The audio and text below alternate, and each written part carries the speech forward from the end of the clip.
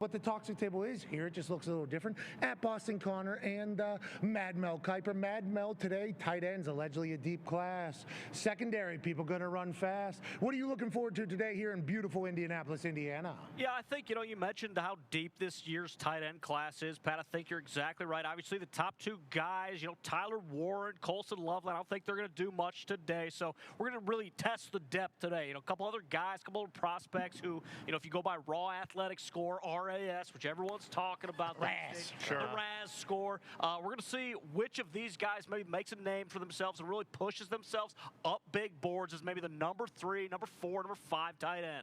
Con man, I don't like hearing new names say they're not working out the combine. Yeah, I don't love that at all. So, Shedeur Sanders wasn't going to throw, but came to meet and do medical. He announced that before the combine, said, hey, listen, I got a lot of years of tape that you can watch. I'll be throwing in my pro day, which is a normal thing. This does happen. His workout partner, Cam Ward, also has come out and said he will not be throwing here. Tyler Warren not playing. Loveland hurt.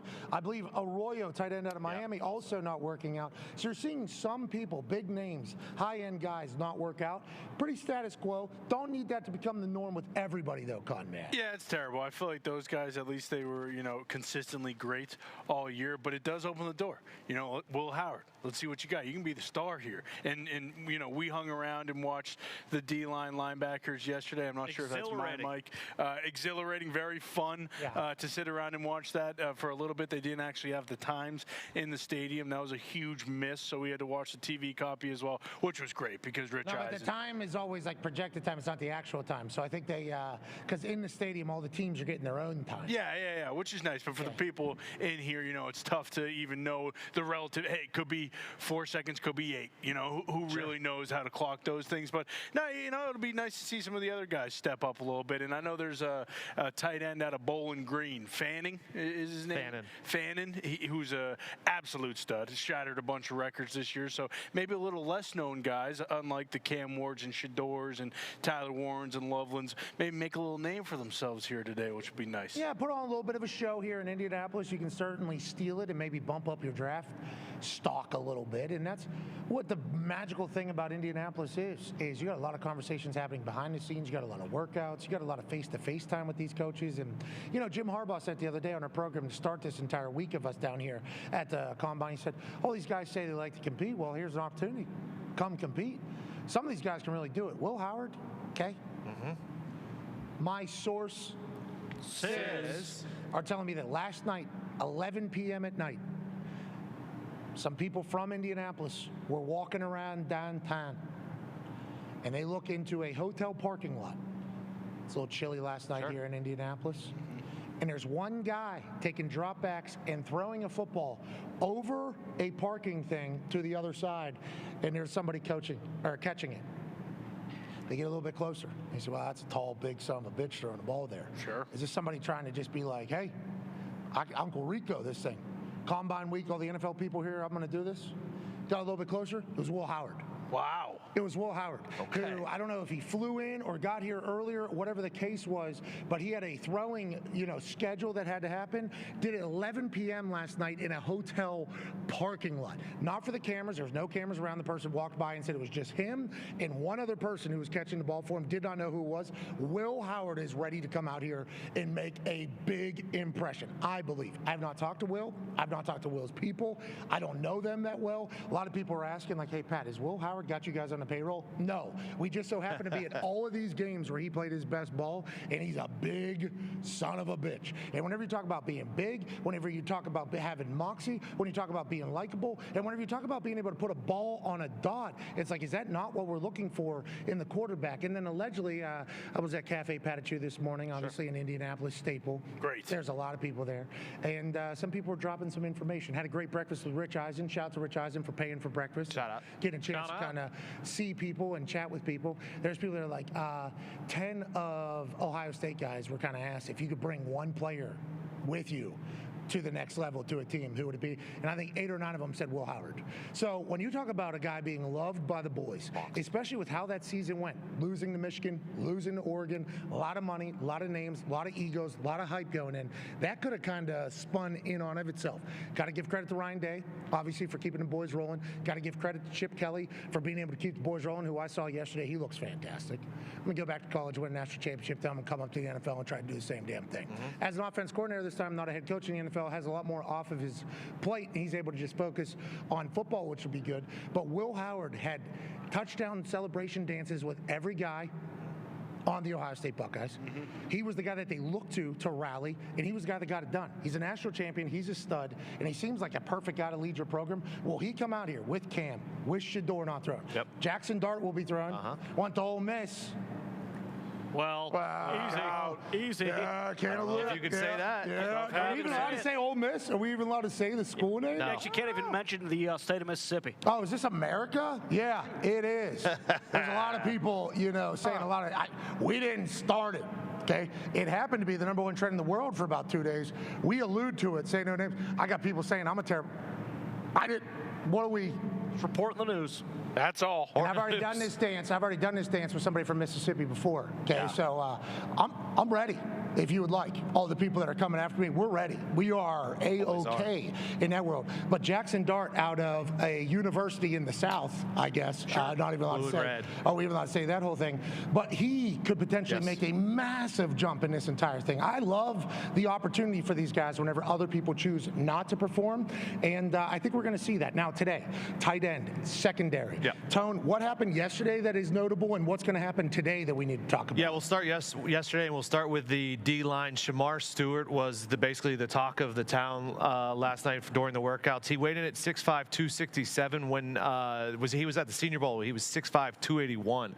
So he lost about 14 pounds to do what he did yesterday. Obviously, you're looking right there. He ran a 4.59 at that height and weight, which is absurd. He also jumped a 40-inch vertical and a 10.11 broad. He basically had the same exact numbers as Myles Garrett in the combine. Obviously, Myles, was a top pick and had 32.5 sacks in college. Shamar only had 4.5 sacks in college, so the production wasn't there, but as an athlete, he was an absolute freak yesterday. Yeah, and he lost some weight from the Senior Bowl until now.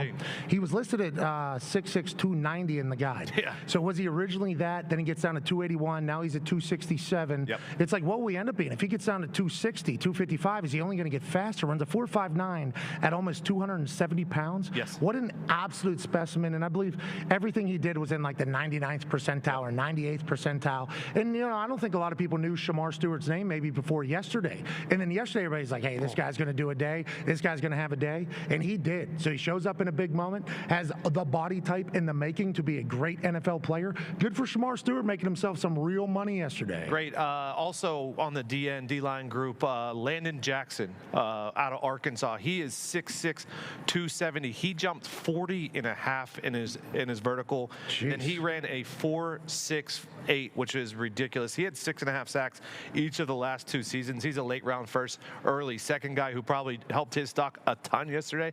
He also redeemed himself in the bag drill. In high school, he had a tape come out that wasn't great in the bag drill.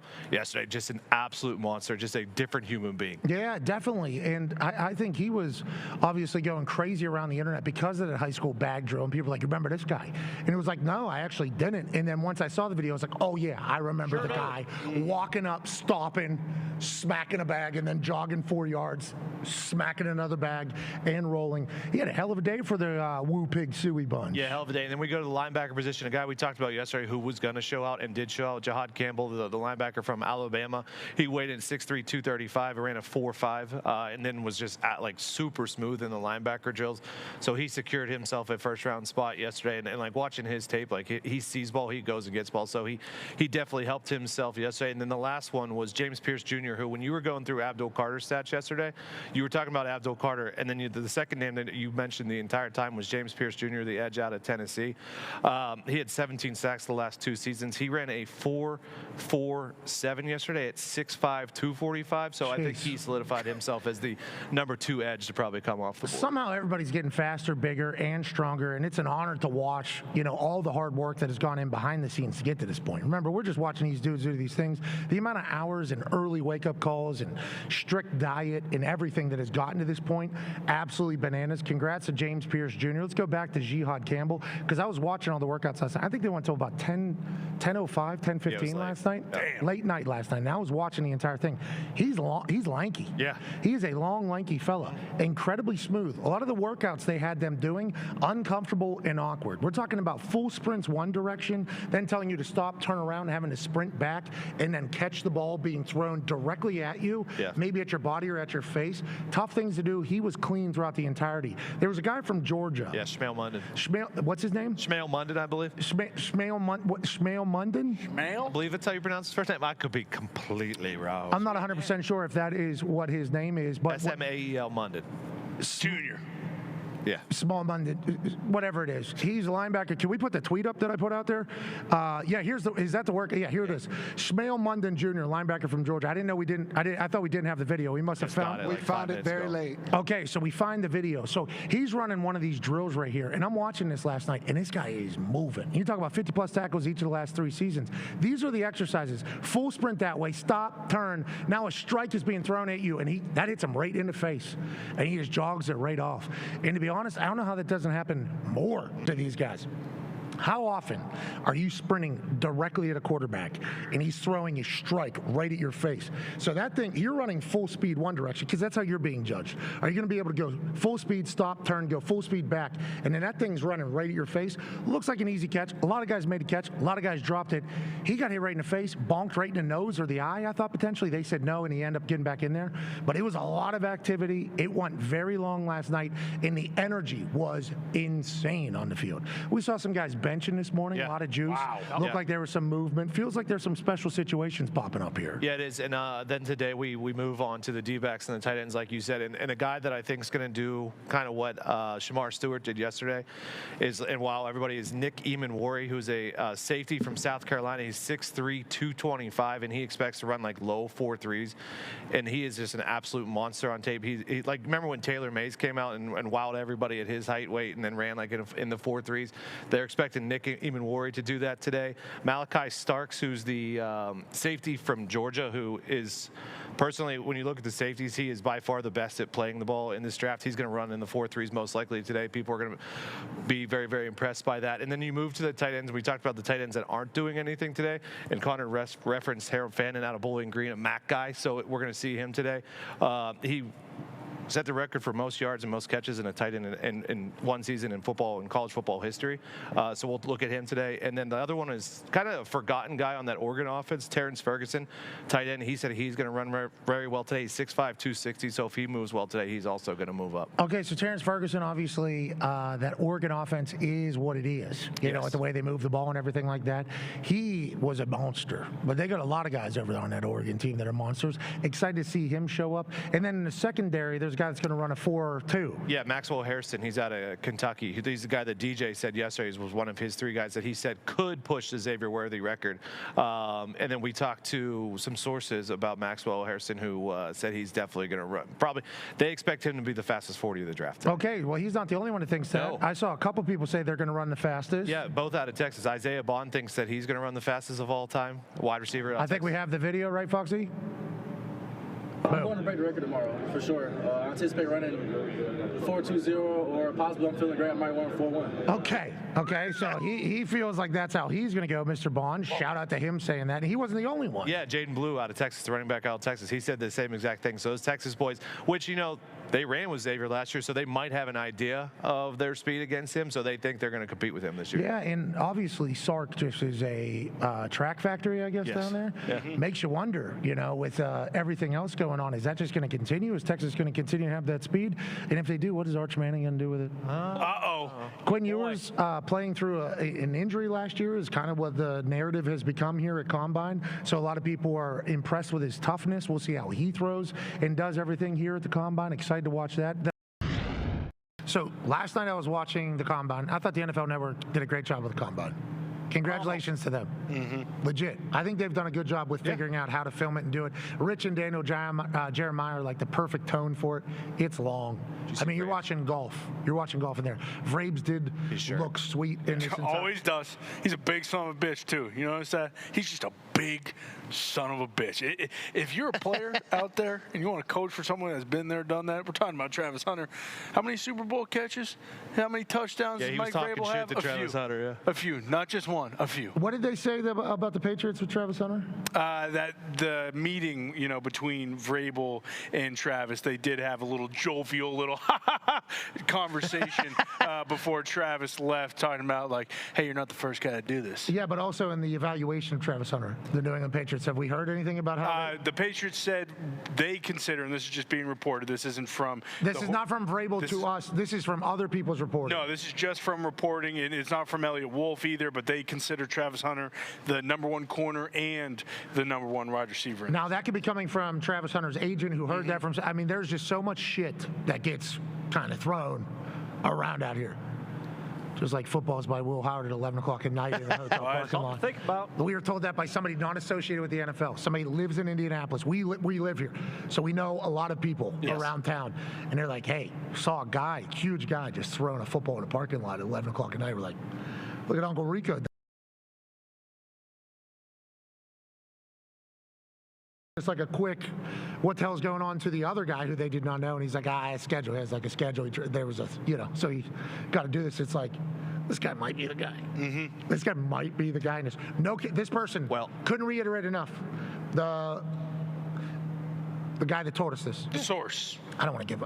I almost just said name there. No, I almost did too. Yeah, we do not need to say. That's the whole thing. That'd be the biggest day of this dude's life. Yeah, you don't know. A guy in the NFL. A guy in the NFL. No, it's an indie guy. It's an indie guy that saw this, who literally was just downtown and saw it. And it's like the thought that there was no cameras around, like wasn't trying. It was just like, I got to get this in somewhere. It was like back parking lot, like hidden away almost, as if trying not to, just trying to get shit done. It's like, that's a hilarious aspect of it all. Who are football guys? Who are guys that you want to bring into your culture? It's like, if you listen to Cristobal down in Miami, Cam Ward, definitely a guy you want to bring in. He said he flipped that entire place on its head, was an incredible leader.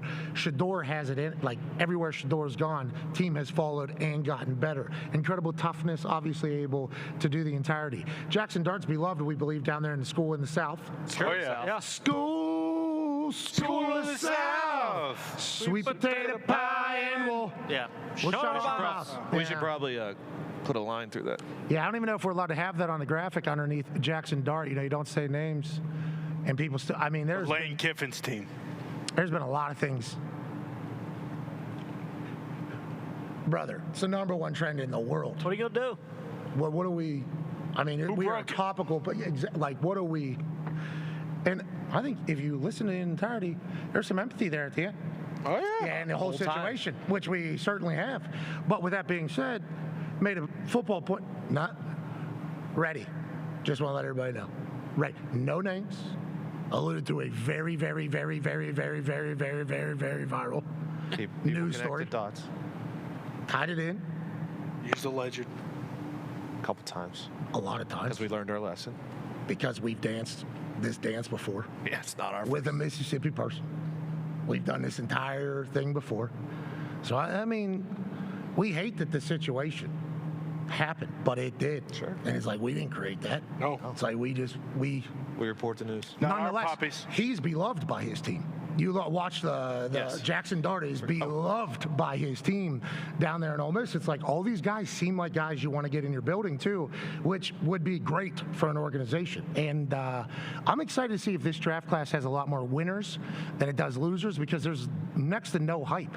But the reason that there is no hype is maybe because these guys are just boring team guys. Like maybe these guys are just boring team guys in this entirety. I think a lot of it has to do with, the quarterback class last year was just so good too. And they don't think those guys, like just by watching tape or whatever, are those guys yet. So it's like, hey, it's a down year, so they don't have the hype or whatever. But when we were talking about the Raiders, they do have a new OC, and you talk about Will Howard. Like, could that be? It doesn't feel like he's going to go number 8 over there, but could it be a second round? I mean, maybe Raiders? Yeah, I mean, you have no idea. I legitimately. I mean, Bo Nix. From what I'm hearing. Bo Nix at this time last year was not a first rounder. Bingo. Then he puts on a show. Neither was Penix. Penix wasn't either. Yeah, Sean Payton meets with him, and Sean's like, I love this guy. And you start looking at the tape through like your offense's eyes with the guy. Even even JJ last year, and he was the guy. He wasn't doing it in a parking lot. He was doing it in the convention center hallways or whatever, and he actually got filmed. Everything gets filmed, by the way. Yeah. So I mean, that did not with Will there last night. Once again, because that's crazy to me that's happening. But to your point, go ahead, Powell. No, I was just saying, like, because of last year's class and how they performed in their first year, I think that's why the hype isn't there. But who says that can't happen with all the guys this year too? It's also inevitable that as we sit right now, this game of quarterback musical chairs, someone's going to get left out, and someone is going to panic on draft night. I know this class, even on my big board, don't have a whole bunch of these quarterbacks going. Yeah, exactly. We'll see what they do on the field, but there's going to be one of these teams who's putting all their chips in either the Matt Stafford or the Aaron Rodgers basket, and that doesn't work out for them. So they might be inclined to, trade back up in the first round or do something like that. And who's to say that we don't see, four quarterbacks get drafted in the first round? Well, that's what's crazy. Like, we're talking about if Stafford's here, there, all over the place. If he stays in L.A., right? Okay, so now all of a sudden none of those top 10 teams that were looking at Stafford, they're not getting him. Let's say because of the Aaron Rodgers situation, who knows if teams want to do that, because at least with Stafford, you got 4 or 5 years. He's still playing at a playoff level. Rodgers, although we think he's great, that it didn't go well for the Jets. And then looking at Darnold, what if he stays in Minnesota? It's like there's so many the musical last two games with Sam Darnold. They were tough, and that might have hurt. Isn't that crazy? Might have hurt his back. $75 million. Yeah, and it wouldn't really make sense for him to sign a massive deal in Minnesota because KOC's KOC. Say what you want about J.J. McCarthy. If J.J. McCarthy isn't great, KOC's going to make him great. Okay, no matter what. That's why you have Justin Jefferson and T.J. Hawkinson and Addison, and maybe Aaron Jones comes back. Like, that situation seems set up for any quarterback. So it might only be Sam Darnold, and then all of a sudden it's like, okay, well, the Giants and Browns, they're not probably going to move. They're probably going to stay pat. So do the Raiders then go get Darnold? Do the Raiders then try and move up to 1? Because that's another thing with the Titans. Like, we're talking about the Titans, like, well, they're probably not going to take a quarterback. What the hell are we talking about? Okay, we all watched the Titans last year. They still need a quarterback, and this is a new GM, and we've seen it with new GMs. You've talked about it all the time. Like, those guys want the stamp on their own team, and sure, like, they have, I think the Titans are praying to God that somebody really wants one. Yeah, for sure. Joe, because they probably want to. You talk about new team. Like, exactly, and maybe they take Abdul Carter, who is generational, as we say, even though he's got a foot injury. Who knows? No. So one team said, or we don't know how many teams. Maybe 2 teams said, but there's 32 teams that are testing that foot out. And he woke up the next day, and I would assume another team's medical said, we assume this has been this way for a while. Well, and only the Titans GM or whatever was the guy that said. He didn't even say him. He just said, a lot of people hate that generational world. Hate it. But you never know. Yeah, correct. Somebody could be. Is that Vinatieri generational? Yep. You can say that? I would say, right? You think whenever he was coming out of South Dakota State, go big, go blue, go Jacks, anybody was saying this guy's going to be generational? No. Well, I don't think so. You have no idea. That's the thing about the draft that we have to remember. We need to remember this. And we talk about this on draft night a lot because we have 6 hours to do it. It's like a lot of these guys are going to suck. Can't wait. Okay?